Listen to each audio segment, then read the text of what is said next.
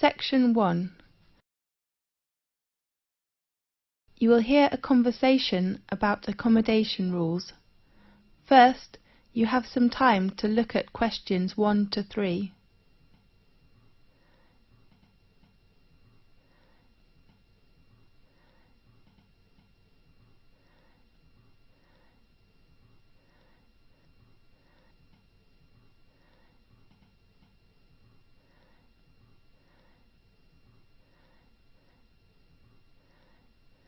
You will see there is an example that has been done for you. On this occasion only, the conversation relating to this will be played first. Good morning, everyone. I'm your accommodation advisor. Well, firstly, welcome to Thomas House, which is one of the most popular accommodations in our university. I will give you an introduction about the house and answer your questions. The name of the house is Thomas House, so Thomas House has been chosen. Now we shall begin. You should answer the questions as you listen, because you will not hear the recording a second time. Listen carefully and answer questions 1 to 3. Good morning, everyone. I'm your accommodation advisor. Well, firstly, welcome to Thomas House, which is one of the most popular accommodations in our university. I will give you an introduction about the house and answer your questions. As you know, the building was constructed in the middle of the 18th century and was used by the family of Thomas. That's, of course, how the house and university got its name. We repaired it and added some new and modern facilities last year. Excuse me, advisor? Yes? What kind of facilities are there in Thomas House? There are 3 floors. A front hall and a dining room are on the ground floor. Does the house have a garden? Of course. And a garage? No, we don't provide parking lot to students. Okay. A small gym with some new equipment is on the 2nd floor. Does it have a computer room? No, I mean a leisure room on the 2nd floor, and you can find a comfortable lounge with a big balcony on the same floor. How about bedroom and bathroom? They are both on the top. How many students are there in one flat? 4 to 6. I wonder if I have to share a bathroom with others. No, we provide every student a bedroom and a bathroom. Great.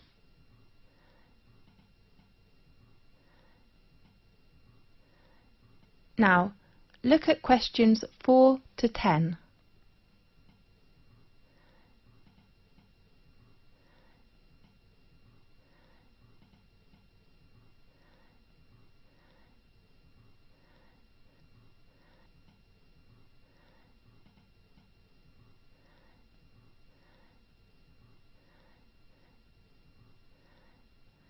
Now listen carefully and answer questions 4 to 10.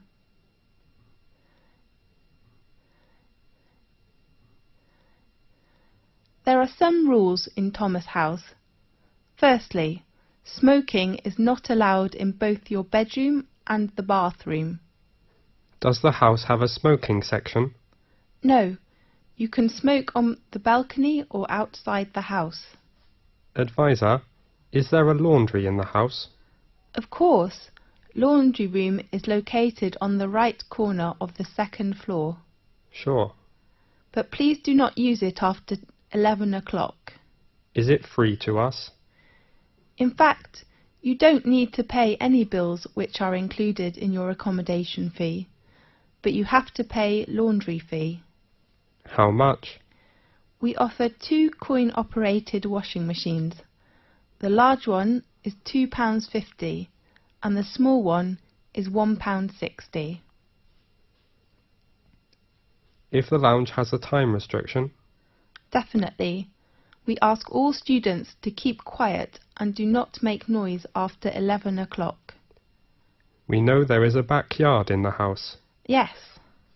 if we can park our car there? No, we do not allow parking in our yard. Okay. Could we invite some friends to hold a party in the garden or lounge? We only allow party on weekends. Fine. The last rule is to pay attention to the opening time of the front hall. The door is locked at 11 p.m.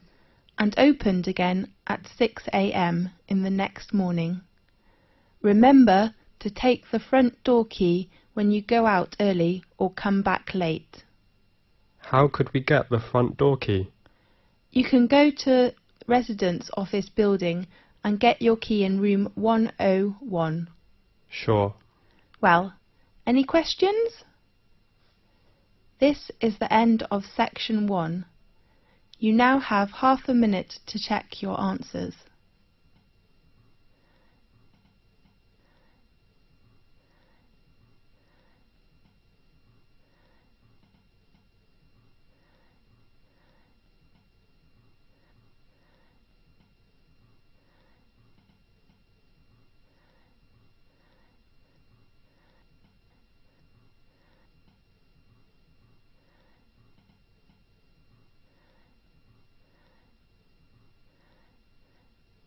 Now turn to section 2. Section 2. You will hear an introduction about sports matches. First, you have some time to look at questions 11 to 17.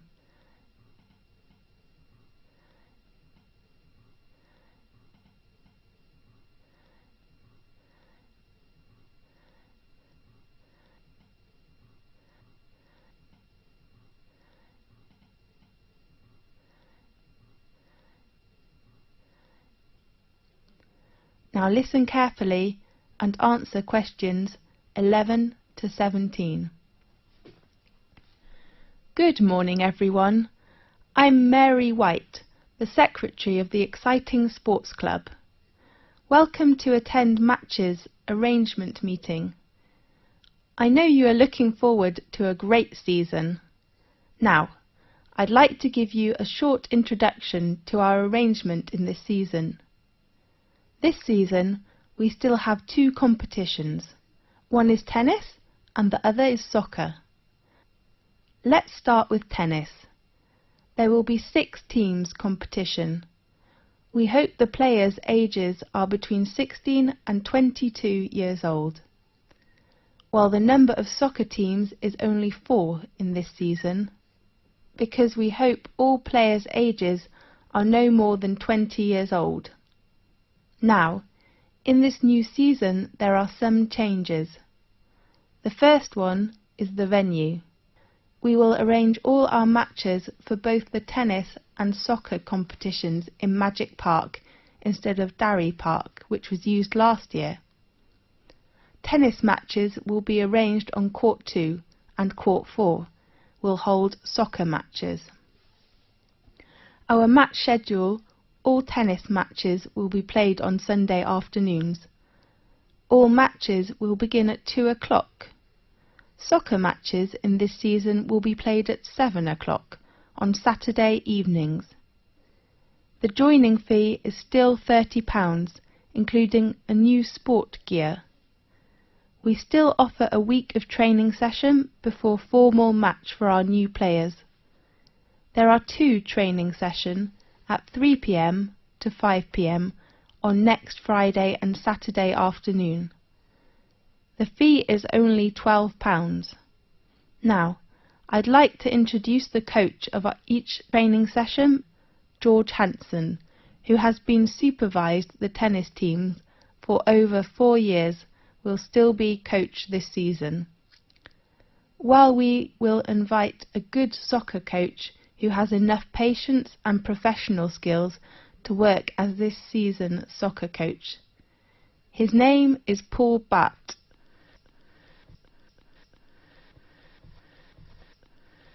Now, look at questions 18 to 20.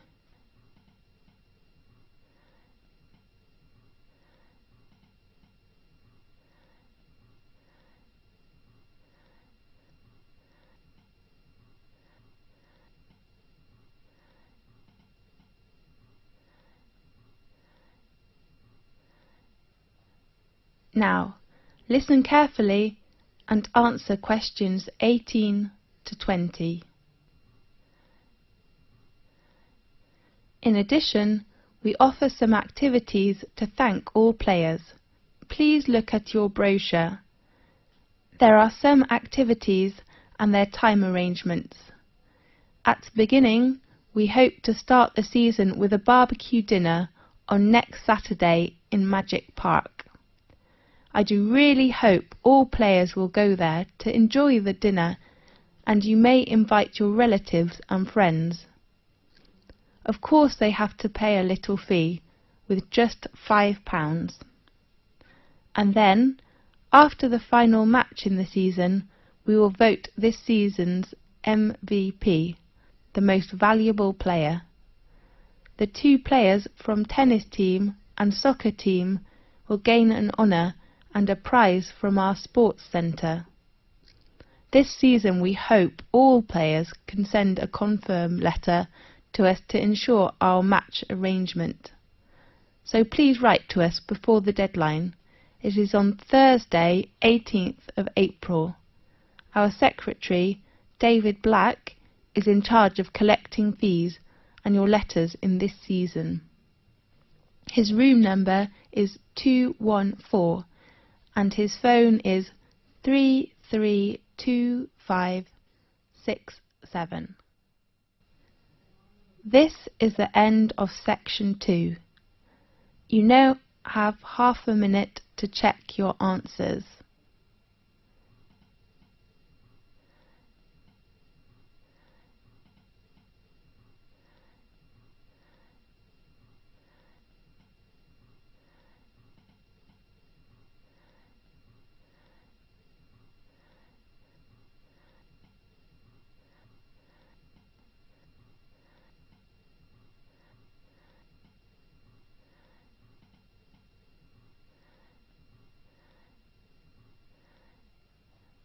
Now turn to section 3. Section 3. You will hear a conversation about a student thesis. First, you have some time to look at questions 21 to 24.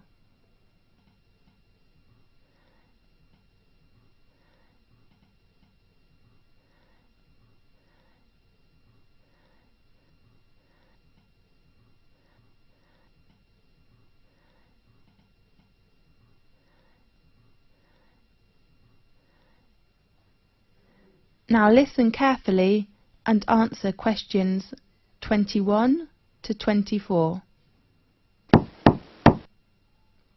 Come in, please. Good afternoon. Oh, I am sorry. Is it Professor Lee's office room? No, it is room 640. His new room number is 614 on the right of this corridor. Thanks a lot. You're welcome. Come in, please. Good afternoon, Professor Lee. Good afternoon. Come in, please. I remember our tutorial time is at 2 o'clock, right? Really? Oh, I am so sorry. I remember it is at 1:30. So I go to common room to wait for 30 minutes, okay? No, I'm free now. Let's begin. I am so sorry. That doesn't matter. So, how about your work? In fact, Professor Lee, can I get an extension of time to hand in my work? I mean, I hope to extend my thesis deadline. James, you know extension is usually given only for medical or accident reasons. So what's your problem? You have a good beginning with your draft, isn't it right? Yes, well, I'm having too many reading materials to read. Too many? How many? Besides academic journals, I have about 15 books to read next month. I don't think I can finish them. Oh, darling, you do not need to read them all. What do you mean? I mean, you can choose some parts of these books which can help your work. Really? Could you give me some suggestions? Sure.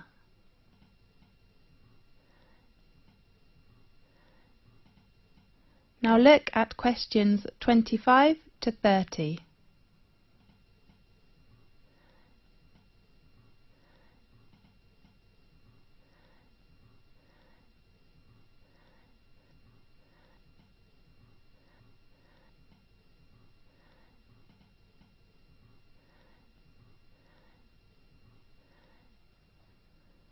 Now listen carefully and answer questions 25 to 30.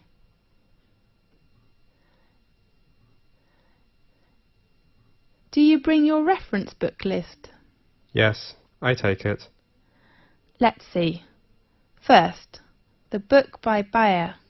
I think it is really worth reading. Read it all? Yes, the topic of the book is nearly the same field with you. Okay, I'll read Bayer's book. The next author is Oliver. I heard that his argument is very strong, but the book is a little difficult. You are right, but I still recommend you to know about his argument, which will give you a lot of help. Fine. Do you think I should read Billy's book? About Billy. I have to say his work is very good, especially his research method, but you do not need to read it now. Right. The last author is Andrew. How about his book? In my opinion, the one by Andrew says the research findings. I mean, his last part is very excellent, clear and persuasive. I agree with you. I'm reading the book now. Great. How about others? I suggest you finish these books next month, and then we will talk about others, okay? Okay. Have you begun your research work? Yes. How are things going? That's okay, except the research method. What's wrong with the method? I have made some interviews, Yes. but I found they couldn't give me the data I need. Who are the interviewees? Some are our classmates and others are schoolmates. Oh no. James, it's better for you to interview some professionals. Do you think it is better for me to change another research method, such as questionnaire? I don't think you will have enough time to design it and then analyse your research data. That will waste you a lot of time. You're right. And pay attention to your reference. Reference books? No, I mean you should make clearly about what reference books you read, and then write them after your thesis. Okay, I'll make them clear. Fine. I hope to see your work quickly. I hope too. Thanks for your help, Professor Lee. That's okay. See you next time. See you. This is the end of section 3. You now have half a minute to check your answers.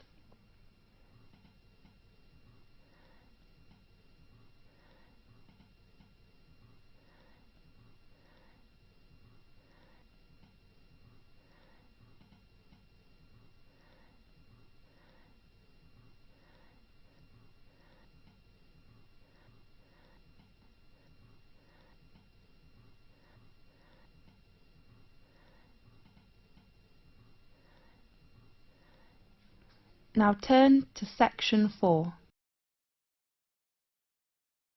Section 4. You will hear a conversation about astronomy. First, you have some time to look at questions 31 to 40.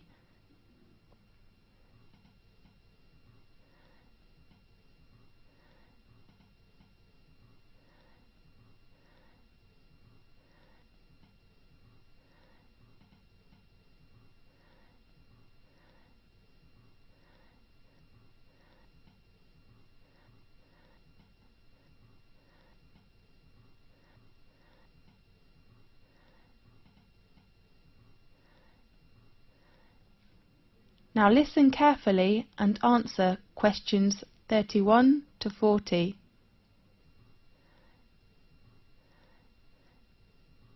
This is Magic Time from the BBC. I am Faith, In today's programme, we invite a Professor of Astronomy. Welcome, Lewis. Thanks a lot, Faith. What magic information will you introduce to us? We all know the Leonidas in August are coming, so today let's talk about meteors. Good topic. At one time or another, almost everyone has glimpsed a swift little streak of light dashing across the night sky. Nearly everyone makes wishes when they see them, and blame both good and bad luck on their presence. Yes, these sudden celestial visitors are meteors. We often call it shooting star. The glowing trails are caused by the incineration of a piece of celestial debris entering our atmosphere. Many meteors are quick flashes, but some last long enough for us to track their brief course across the sky. Right. Now and then, a meteor truly will light up the night, blazing brighter than Venus, although rarely, even brighter than the moon, leaving in its wake a dimly glowing trail that may persist for minutes. Lewis, can we see some meteors every night in 1 year? Yes. Under a dark sky, any observer can expect to see between 2 and 7 meteors each hour, any night of the year. These are sporadic meteors. Sporadic meteors? Yes. Their source bodies, meteorids, are part of the dusty background of the inner solar system. Several times during the year, Earth encounters swarms of small particles that greatly increase the number of meteors. The result is a meteor shower, during which observers may see dozens of meteors every hour. Concentrations of material within the swarms may produce better than average displays in some years, with rates of hundreds per hour, and were treated to a truly amazing display in which thousands of visible meteors can be seen for a brief period. The phenomenon is called meteor storms, which are more magnificent than meteor showers. Aha! That's wonderful! Definitely. The meteors that appear during a meteor shower seem to come from one point in the sky. This illusion is an effect of perspective, just as a roadway seems to converge in the distance. Usually, meteor showers get the name of the constellation from which the meteors appear to radiate.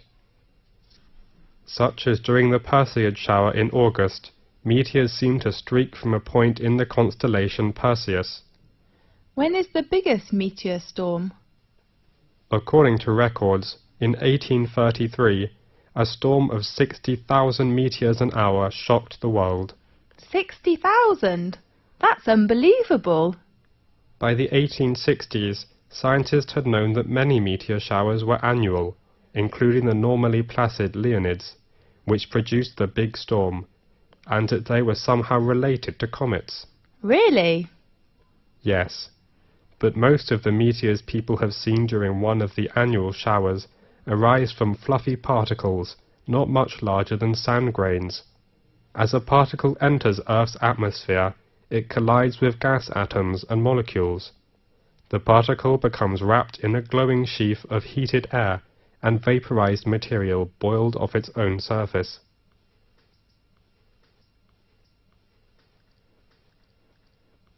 Whether meteor is very near to us when it appears? No. In fact, it is an illusion. However, even well-trained professionals can be fooled, such as airline pilots have swerved to avoid meteors that were actually 160 kilometers away. A meteor that appears brighter than any of the stars and planets is a fireball. Fireball? That's so interesting. Yeah. Most meteors are seen 80 to 120 kilometers above the ground. Sometimes someone will claim to see a fireball land on a hilltop, but in fact a real fireball first appears at a height of about 125 kilometers and loses its brightness while still at least 20 kilometers above the ground. Yes. What colours do meteors have? Usually, most meteors look white, but some also appear blue, green, yellow, orange, or even red. What will happen if a meteoroid gets to the surface of the Earth without being completely vaporized? It will be a meteorite. I heard meteorites were long ago thought to be cast down as gifts from angels. Yes, and others thought the gods were displaying their anger. Really? As late as the 17th century, many believed they fell from thunderstorms. They were nicknamed thunderstones. Many scientists didn't believe the accounts of people who claimed to have seen meteors, and some experts were skeptical that stones could fall from the clouds or the heaven. Yes. One of the most significant meteorite events in recent history destroyed hundreds of square miles of forest in Siberia on June the 30th, 1908. According to local witnesses, a ball of fire streaked through the sky and seemed to enter the atmosphere at an oblique angle. It exploded, sending out hot winds and loud noises, and shaking the ground enough to break windows in nearby villages. Small particles blown into the atmosphere lit the night sky for several days. So, nowadays, the prevailing theory holds that a meteor exploded just above the surface. Yes. Most impact craters and basins larger than the meteor crater are heavily worn away, or have been buried by rocks and dirt as the Earth's surface changed. At present, Chicxulub Basin, centered in Mexico's Yucatan Peninsula, is the largest one. The diameter of basin is around 300 kilometers. Rock samples obtained by drilling into the basin show that an asteroid struck the Earth there about 65 million years ago. Does that the same period with the dinosaurs disappeared? That's right. Many scientists believe this debris caused climate changes which made the dinosaurs not survive. We do really hope that will never happen again. Right. OK, thanks for watching today's programme. See you next week. This is the end of section 4. You now have half a minute to check your answers.